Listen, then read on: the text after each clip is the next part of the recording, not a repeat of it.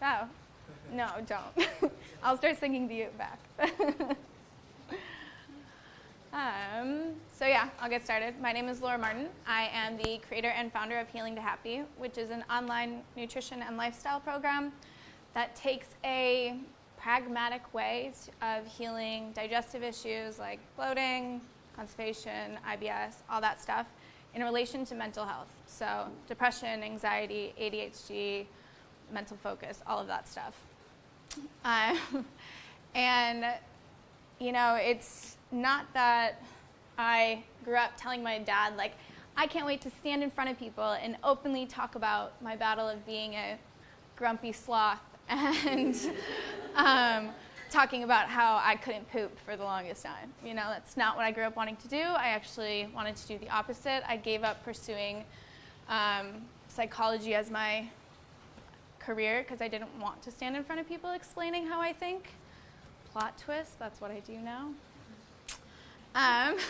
And so I'm a firm believer in that nutrition matters, not just because of the food we're putting into our body, but once we understand food, once we know how it works for our body, we're empowered, right? So it's the habits of choosing things that are right for us. It's the habits of, okay, now I'm eating the right things that are fueling my body well, but I'm also moving a little bit more.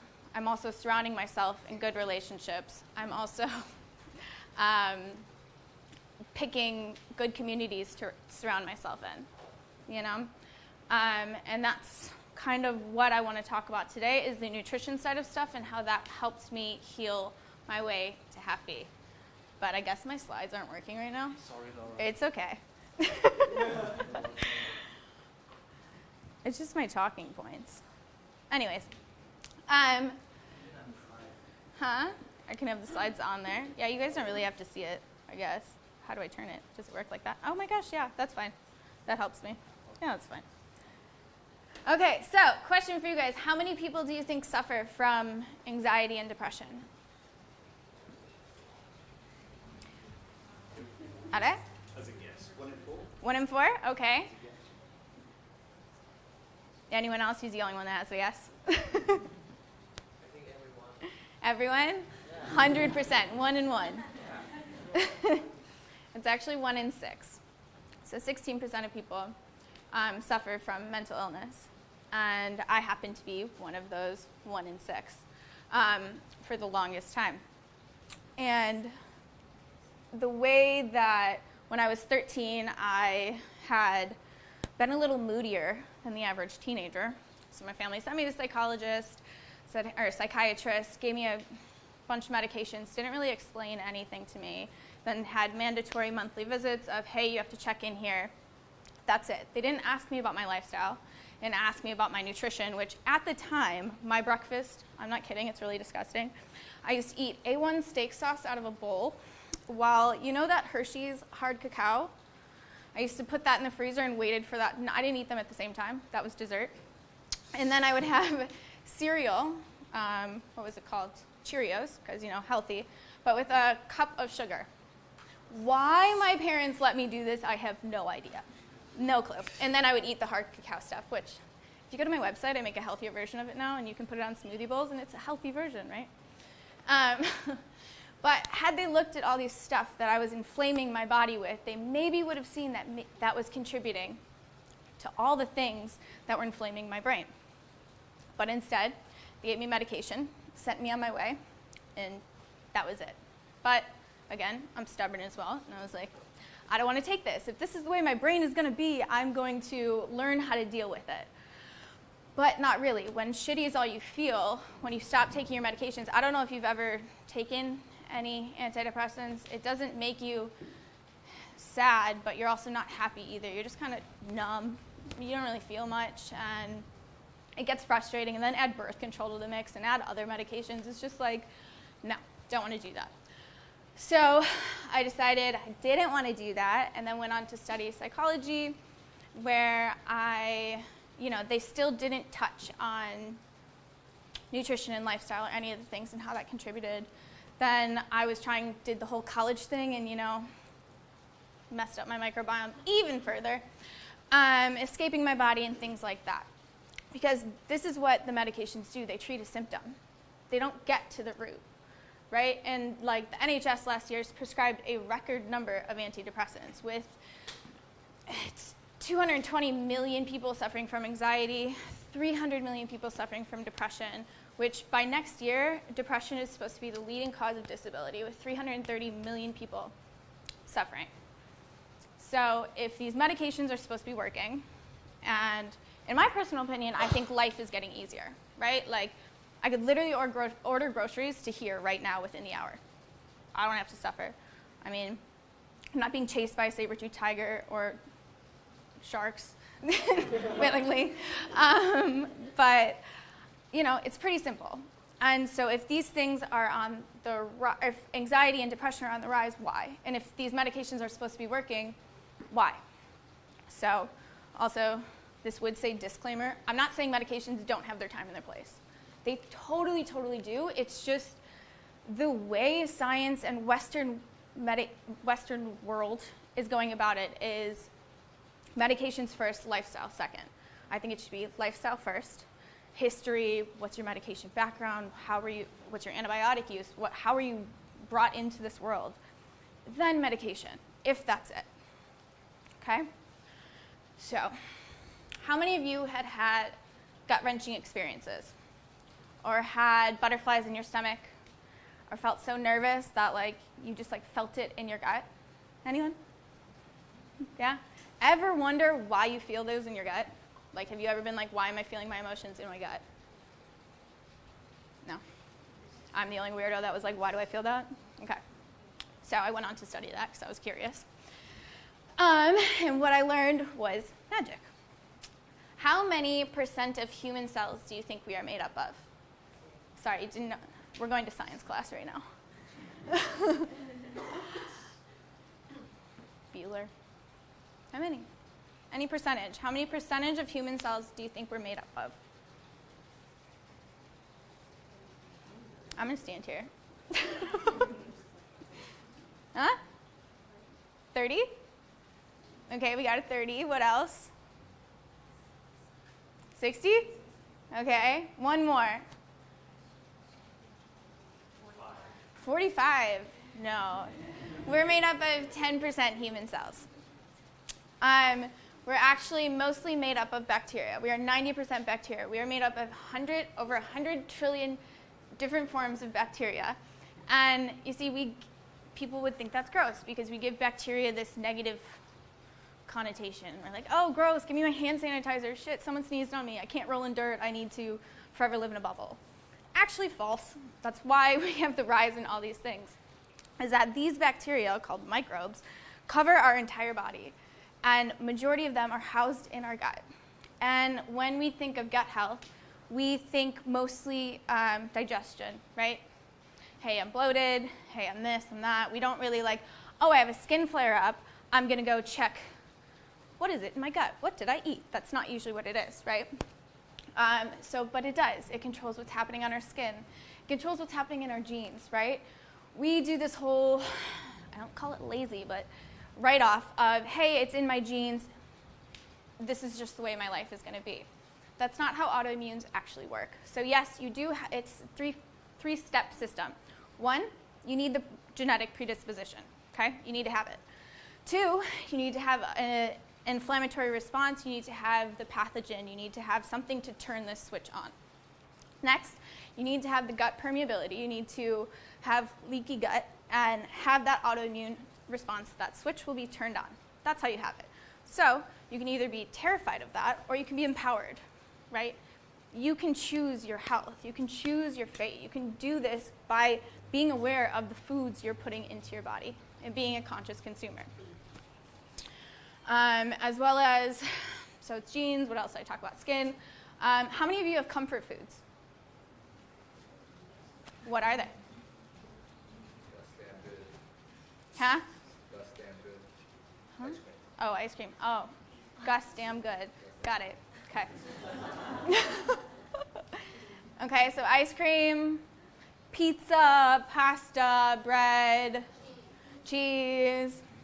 Okay, yeah. These are all normal things that are back in the day. That's what we are normally sprung towards. We needed fast energy and we needed lasting energy. So our brains and our guts, that's what we're normally driven towards. But because every single day there's food everywhere, there's advertisements anywhere, this alert response in our brain is turned on. So it's not because you're weak or you don't have willpower, it's actually the world that we live in now that is causing the triggered response within your gut lining to then spike up your brain.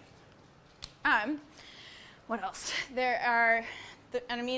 So your hormones, your immunity, 85% of your immunity is held in your gut lining. It's all these different things. And the reason we're here today is it also controls how you feel. Okay?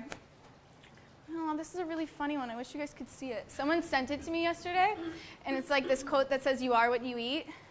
And then it says, "The fuck? When did I eat anxiety and back problems?" Someone sent it to me yesterday. I was like, I'm so putting that in my slide. It's so good. Anyways, it's funny. It's accurate. So how this all started, right? This microbiome, this 3-pound mass, this bacteria that makes up all of us. It started when we were safe inside of our mom's incubator in her bellies. And as we were pushed through the birth canal, we were covered in this healthy bacteria. And from our early ages of up until 3, this bacteria is influenced by everything that goes around us, what we touch, what we eat, all the different things. But nowadays, what has changed is that we are literally scheduling our births into our diaries because we're too busy to have our babies. Don't get me wrong, again, C-sections have their time and their place. But maybe just because you have a work meeting isn't when it's convenient. So cesarean sections are on the rise by 20% in the last 10 years. Then antibiotic use. Who here has taken antibiotics in their life? Everyone? Okay. So I was like, and this is where I said I wish they would have asked about that in my history when they gave me my medications, was antibiotics. It's annually 47 million Americans are overfed them. Okay? That completely wipes out your microbiome. In Thailand, it's a 10 billion baht industry annually. Because you can go outside right now and get some. I can't tell you how many times I've been told I'm annoying by doctors. Well, no, they say I'm frustrating because I refuse to take the antibiotics until they tell me what's actually wrong with me. And then I'm like, that's the best compliment you could give me. Thank you. Tell me what's wrong with me. So antibiotic use over the radar on everything because we don't have time to get sick nowadays. Just like we don't have time to have our babies, we don't have time to be sick. When really, your body needs rest, your body needs sleep, your body needs some turmeric and healthy fats and all the good things to let it heal, but we're just too go, go, go. We glorify this nowadays that we're too busy. Another thing is standard American diet, but Western diet. Processed foods, packaged foods, quick foods, not real foods, like eating from the earth, eating from the plants, eating from the soil, things that you could chase, all that stuff. That's what you should be eating. All this other stuff, I'm not quite sure. Yeah, sure, it tastes good, but nope. Living in an urban city. We live here. Look at the pollution. Case in point. Really messes with us. Oh, I wish you guys could see this photo too. It's a really sad puppy wrapped in a blanket, and it's really cute. Stress. Stress is a huge thing. I don't know about you, but that's what I do when I'm stressed. But yeah, we live in a stressful world, right? It's just modern living has completely skewed our microbiome and taken away, and that's why we're seeing this rise in mental disturbances and all this illness and all of this stuff, right? Granted, there's a whole bunch of other stuff, but this is one of the main ones. We're seeing a rise in allergies, we're seeing a rise in depression, anxiety, all of that. And science got curious about this. They took 2 sets of mice, and they wanted to determine this war on microbes that we have and how this hand sanitizer and all this stuff they were doing. So 1 set of mice they kept sterile, okay? And then they took the other set of mice and they gave it a healthy microbiome. And they found that the ones that were sterile were actually had 60% less serotonin. So they were 60% less happy in their body. But what they found was that when they took the bacteria from the ones and they moved it into the other to give them bacteria, that their serotonin levels balanced out. So what the coolest thing about that is, one, they found the connection between the gut and the brain and how it communicates. And two, if there's an imbalance due to microbes and chemicals and all that stuff, it can be fixed with balancing the microbiome. It's just taking time and knowing what to do. And so that's why what you're doing to your body, you do to your brain. And what you're doing to your brain, you do to your body. It's a two-way street all the time. It's not just the foods. It's also doing the back end work. It's going to the therapies. It's doing the lifestyle stuff. It's a holistic approach. But have you guys ever wondered why it is called the second brain? Or have you ever heard of it called the second brain? Yes? No? No? Really? Okay, well, it's called the second brain for two reasons. One, that it runs entirely on its own. So you have your central nervous system and your enteric nervous system. It's like science class right now. And so you don't have to tell your heart to beat. You don't have to tell your lungs to breathe. You don't have to tell your food to digest, right? It just does it all on its own. And it also is in constant communication between this thing called the vagus nerve, which is also, I like to call it, or I don't like to call it, it's been called the wandering nerve, that gives off these action potentials, which is how you get those gut feelings and those gut responses and how this whole thing is communicating without you even knowing. And actually 80 to 90% of the communication is from your gut to your brain. So it makes sense that we need to pay a little more attention to what we're putting into our body if we want our brain to thrive, right? Second reason is that 90% of our serotonin, our happy hormone, is held within our gut walls. So what they're giving people that are suffering from depression are selective serotonin reuptake inhibitors. Why are you giving me medication for something that's only 10% in my brain? Why aren't you giving me vegetables or putting me on an anti-inflammatory diet and all that stuff and then giving me medication, right? Dopamine, we talked about comfort foods. 50% of our dopamine is held within our gut walls. So when, I don't know about you, but you're having a stressful day or you're having a really excited day, either way, you want a reward, so you eat a cupcake, right? You feel better. It's good. Also GABA is held within our gut lining. That helps you control your anxiety. So have you ever been super anxious and then as soon as you have a brownie, you feel better? It calms your nervous system. That's how powerful it is. And so when you have an inflamed brain, you have an inflamed gut. When you have an inflamed gut, you have an inflamed brain. And this is seen with people in my own experience and why I was saying depression and can't poop and all that stuff. High neurotransmitters in the brain is anxiety. High neurotransmitters in the gut is diarrhea, bloating, all that stuff. Low neurotransmitters in the brain is depression. Low neurotransmitters in the gut is constipation. And these two things, I can't tell you how, this is what all my clients, when they're doing IBS or suffering from IBS, suffering from constipation, suffering from diarrhea, it's tackling the top-down approach. It's inside out. It's both, right? You have to tackle the mind. You have to tackle the anxiety. You have to do the things to calm that down, to also calm down the gut. But you also have to look at the foods that are going in that direction. So what do you do about it? You focus on eating whole, real foods. Honestly, it's that simple. Who says it? Where it's if you can catch it, what's his phrase? If you can pluck it, catch it. You know who I'm talking about? No? Okay. If you can catch it, if you can pluck it, if you can pull it, something, anything in nature, whatever that is, whatever the saying is, you get what I mean though, right? Okay. Cool. Real foods, got it. You want to make sure you're focusing on fiber, which you get from real foods. I'm not talking about going and stealing your grandma's Metamucil. Don't do that. Just eat real foods, please. And making sure you have a diverse range of food. I like to have my clients have the rule of 5. So you're eating a fermented food, a fresh food, a cooked veg, quality protein, high quality fat, and a fermented food. And also making sure that your plate has 4 colors, because the goal of the day is to have 30 different fruits and vegetables. That's a little bit aggressive for me. But if you are making sure that you have 4 colors on your plate at each time, you're eating the rainbow, you have a diverse diet. Honestly, that simple.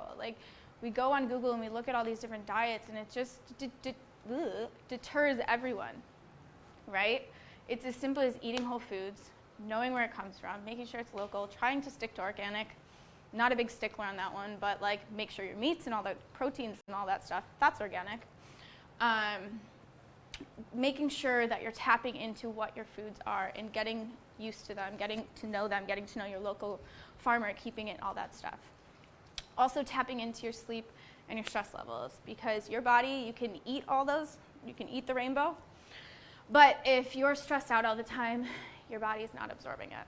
And that's something that I learned the hard way, and my whole why I got into the gut-brain connection was when I started studying nutrition and doing all that stuff. It wasn't until I finally went to my naturopath, and I was like, what the like, I am eating all the right foods.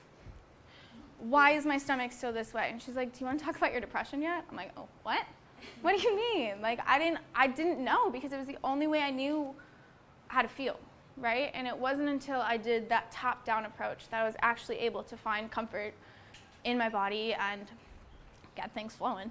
And tackling all of that stuff, because what you're doing to your mind, you do to your gut, and what you do to your gut, you do to your mind. I cannot say that enough. What was the other thing I wanted to tackle? Stress, yes. Okay. And focusing on different foods. Okay. This is a lot harder without that there. It's like a screen of all the foods you could eat, but so it's like salmon. I like to have my clients that are suffering from anxiety or depression to make sure that you are getting fatty fish 2 to 3 times a week. Quality, not just anything. Making sure you're getting quality so that you can get the DHEA, so you can get the omega-3s. If you are vegan and all that stuff, you can get that from chia seeds and all that stuff, but I like meat, so sorry. Also focusing on just an anti-inflammatory diet. So getting your greens, making sure they're good quality. You know, a lot of us, I remember one of the first workshops I did, someone came up and they were like, where's all the vegetables? And I was like, what do you mean? Like, just eat them. They're really good for you. Figure out a way to get them in. You can put them in a smoothie. You can put them into soups. You can put them on your pizza. Like, I'm not saying you have to like go gung-ho and be vegan. It's just make sure you're getting them in.